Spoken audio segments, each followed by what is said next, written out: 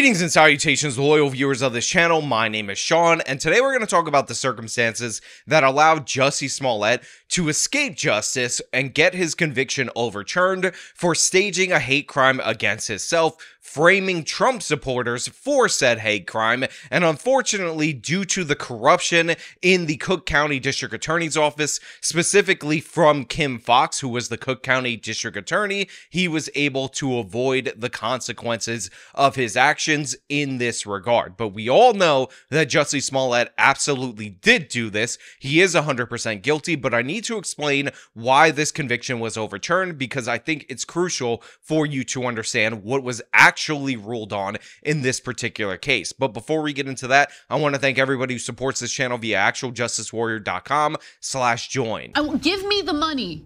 Give me the money, okay? The Illinois Supreme Court has overturned the conviction of actor Jussie Smollett. As Connor Hansen reports, this comes years after he was found guilty for faking a racist and homophobic attack against himself. So I want to give you guys a quick recap of the Jussie Smollett case, since it was back in 2019, and you guys might not remember it all that well. But essentially, Jussie Smollett claimed that on the night of a polar vortex, where it was minus 17 degrees at 2 to 3 o'clock in the morning, he decided to go out for Subway sandwiches because he was hungry, and during the course of time that he was out, he was attacked by evil white racist Trump supporters that were also homophobic and also didn't like him personally. I'm pissed off. What is it that has you so angry? Is it the attackers? It's the attackers, but it's also the attacks. It's like, you know, at first it was a thing of like, listen, if I tell the truth, then that's it, because it's the truth. Mm-hmm.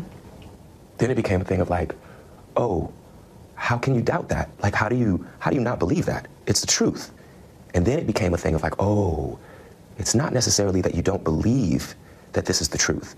You don't even want to see the truth. Now, I just want to point out the absurdity of Jussie Smollett's story on its face. First and foremost, it was so cold at that evening that somebody carrying bleach around with them would actually have to deal with the consequences of that cold, because the bleach would have frozen at those temperatures. Secondly, Jussie Smollett has such a giant ego. He thinks he's so much more famous than he actually is, even though most people never heard of him until this particular incident, that he believes that people watched his show, knew that he was a gay, and were also racist against blacks, and then hurled that out as a group of insults against him. And while he was on the phone, I heard, as I was crossing the intersection, I heard Empire. I don't answer to Empire. My name ain't Empire. And I didn't answer. I kept walking, and then I heard Empire. So I turned around and I said, did you just say to me? And I see the attacker masked. And he said, this MAGA country punches me right in the face. So I punched his ass back. Again, the idea that Trump supporters were watching Empire, following Jussie Smollett on Twitter, so they decided that they were going to show up and wait for him, even though, by the way, his flight was delayed back from New York out in the middle of a polar vortex on the off chance that he was going to go to Subway so that they could attack him, so that they could throw bleach on him, so that they could hang a noose around his neck, is absurd from top to bottom. It is ridiculous in every possible way. It is unbelievable, and anybody who pushed this story should be shamed from now until the end of time. And again, the idea that the Osundaro brothers, who were of Nigerian descent, these two jacked individuals, were beat up by Jussie Smollett because gay boys have more power in their little pinky than you can imagine. I just want young people, young members of the LGBTQ community, young black children, to know how strong that they are, to know the power that they hold in their little pinky. Is another absurdity on top of an absurdity. So obviously, Jussie Smollett, 100% guilty in this crime. There's a reason why he was convicted during the trial phase, but the reason for his appeal is due in large part, in fact, due in its totality, to the corruption of Kim Foxx at the District Attorney's Office. Cook County State's Attorney Kim Foxx and her office misled the public time and time again while handling the Jussie Smollett investigation. That, according to a report released today. Earlier this month, Smollett was found guilty of lying about being attacked, but the state's attorneys initially dropped that case, raising some serious questions and doubt from the public. So if you guys will remember, shortly after the Osundaru brothers were arrested for their role in staging this hate crime, we suddenly got word that Kim Foxx was going to recuse herself, but the new prosecutor almost immediately reached a plea deal with Jussie Smollett where he pled no contest to the crimes in which he was charged, and then agreed to forfeit his bond and do community service. Now, this was done fraudulently because Kimberly Foxx did not actually recuse herself. In fact, when you recuse yourself under Illinois law, what you need to do is have a special prosecutor appointed, but instead, what she did, which she does not have the authority to do, was appoint an assistant district attorney to herself to an office that didn't exist in order to work out this plea deal. Dan Webb was appointed in August of 2019 as special prosecutor. He found Foxx should have appointed a special prosecutor initially instead of delegating her first assistant, Joe McGatz. I do believe when the public actually gets my report and they can see the actual evidence I had, then I do believe it's a step forward in restoring the public's confidence in our criminal justice system. And this was documented in the investigation into Kimberly Foxx's actions, along with a bunch of other things that really show the misconduct in which she engaged in. Now, of course, we have her lying about the number of cases and the amount of precedent that backed up the no contest deal that Jussie Smollett got. Office of the Special Prosecutor's report found misleading and false statements by the Cook County State's Attorney's Office, like there were 5,700 similar cases, but the special prosecutor found few examples of similar cases. That $10,000 would be the maximum he could be asked to pay, but Smollett could be forced to pay restitution to the city. That Smollett had no criminal background was not true. He had a DUI in which he lied and got 24 months probation. So Kimberly Foxx essentially told everybody that there were 5,700 cases that were the similar circumstances, and that Jussie Smollett couldn't have been forced to pay more than $10,000, and that there were problems with the evidence, and all these other various excuses for why they couldn't pursue criminal charges against Smollett. Now, the local news segment that I just played for you said that they found a few similar cases to Smollett's in order to back up as precedent what the district attorney's office did, but in reality, there were actually 0 cases. When asked to produce them, they had none that actually followed this pattern. So Jussie Smollett got incredibly special treatment from the district attorney's office, and this is because he was very well politically connected. And of course, this sweetheart deal, while it didn't make any sense, while it was granted to him by an office that didn't exist, unfortunately ended up being the undoing for the later convictions of Smollett, which we will go into a little bit further. But first, let's talk about the fact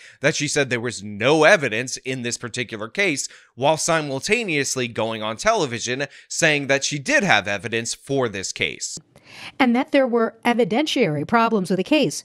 But the special prosecutor found in interviews, like an interview Kim Foxx did with ABC 7, where she said they had a solid case against Smollett. I cannot ask Mr. Smollett to forfeit his $10,000 bond if I didn't believe we could meet our ethical burden in this case. Then, days later, in an op-ed to the Tribune, reversed that claim, writing, the likelihood of securing a conviction was uncertain. Now, in addition to everything that I just told you in terms of the misconduct of Kimberly Foxx's office, she also was in communication with Jussie Smollett's sister, and in my opinion, advised her that Jussie would be perfectly fine if he continued to lie to investigators by telling her that Jussie just needs to remain consistent in his story, and then everything will work out for him. This is a level of prosecutorial misconduct that should rise to the level of criminality, but unfortunately that special prosecutor's report about Kimberly Foxx recommended no criminal charges. So why am I bringing this up? Why am I dragging this stuff out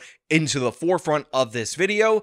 Because this is why Jussie Smollett eventually ended up winning on appeal. In its ruling, the state Supreme Court found the charges violated the actor's rights, since he had already reached a deal with the state's attorney to pay a $10,000 bond and do community service. Well, the conviction was dismissed on procedural grounds, and it's a pretty significant decision by the Illinois Supreme Court. One justice acknowledged that many were unsatisfied with the original deal. The special prosecutor behind the stronger charges charges, pointed out the Supreme Court did not find any issues with the evidence or the verdict in the case. So in the United States of America, in our Constitution, in our Bill of Rights, one of the original Bill of Rights, it can be found in the Fifth Amendment, there is something about double jeopardy. And what double jeopardy does is protect each and every American across this country from facing trial for a crime more than once after that trial has already found a resolution. So essentially what the Illinois Supreme Court ended up ruling is that, yes, even though there was clearly and obviously prosecutorial misconduct in this particular case,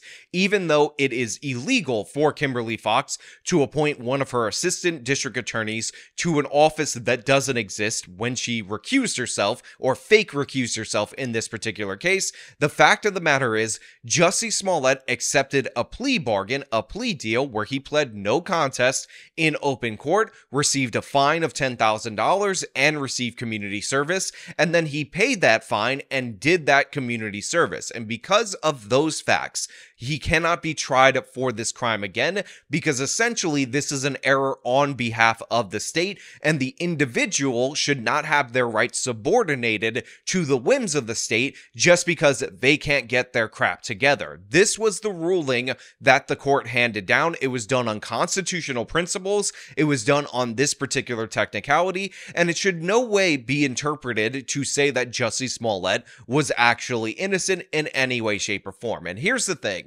I can't stand what Jussie Smollett did. I love the fact that he spent one day in jail, one day, suffering the consequences of his own actions, and he totally freaked out, and then he needed his appeal to go through, and then he got out because he couldn't handle it. Because despite what he said about the strength of little gay boys and their pinky, Jussie Smollett is an inherently weak and cowardly individual. I want them to see that I fought back.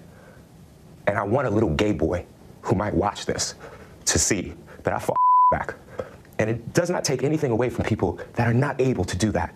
But I fought back. They ran off. I didn't. What do you say to a young gay man, a young gay person? To learn to fight. And I don't just mean like learn to fight. I mean, learn to fight. Learn to be a fighter. I am not advocating violence at all. So let's be clear about that. If you're gonna die, fight until you do. Because if you don't fight, you have no chance. I have fought for love. But that being said, constitutional principles exist for a reason. And the fact is, Jussie Smollett is a horrible precedent already. Jussie Smollett is a perfect example of somebody getting that special treatment by a woke Soros-funded district attorney who, by the way, totally buys in to the Ibram X. Kendi idea that in order to fix this alleged past discrimination against black people, you have to discriminate on behalf of black people. But the thing is, that horrible precedent, those horrible actions, are only made more horrible by getting rid of double jeopardy in the state of Illinois. The court essentially had to rule this way, and this is why I actually agree with their opinion, because when you don't have the money, if you end up being subject to a case where they don't follow procedure, the idea that you could face retrial after you've already entered a plea, after you've already exposed yourself as potentially guilty for this crime, in my opinion, is a price that is too high to pay in order to hold Jussie Smollett for the 150 days that they were trying to hold him. We all know across this country what Jussie Smollett did. We all understand why he was convicted at the trial phase, but that being said, the idea that you would erode a core constitutional position in order to go after Jussie Smollett for a second time, to me, it's a bar that's too high. It's unfortunate in this case. I can't stand it. I can't stand that he is able to still claim that he's innocent and say, oh, I didn't do nothing. I can't stand the fact that Kimberly Fox was allowed to lie so many times, and I think there should be an investigation into her misconduct. She should be held accountable for this, and by the way, she's no longer the Cook County District Attorney's Office. Somebody else is going to take that post, so at least electorally, she may have felt those consequences. But as of right now, this is where we're at in terms of the Jussie Smollett case. It leaves a bitter taste in people's mouths, and I totally understand why, but we still know that he did this. We still know that he is an absolute monster, and I will just remind you that even though this was staged and people say there's no actual victim in this particular case, if there would have been two white individuals in and around this area that vaguely fit the false description that Jussie Smollett put forward, and those people would have been arrested for this, what do you think Jussie Smollett would have done? Would he have blamed them? Would he have sent innocent people to prison on the idea that he couldn't back down from his story? I think he definitely would have. I think what he did was shameful. I think what he did was disgusting. And I think we should tattoo it on his forehead and never forget who he is. And Kimberly Fox, she should go down in the dustbin of history as the worst prosecutor to ever operate in Cook County for actions like this, for pro-criminal actions that she did in office that were less notable. But you know what? Those are just my thoughts. I want to know what you guys think down in the comments below. If you like the video, show them by leaving a like, subscribe for more content, follow me on my social medias, support me via the support links in the description of this video. This has been me talking about the overturning of Jussie Smollett's conviction. Till next time.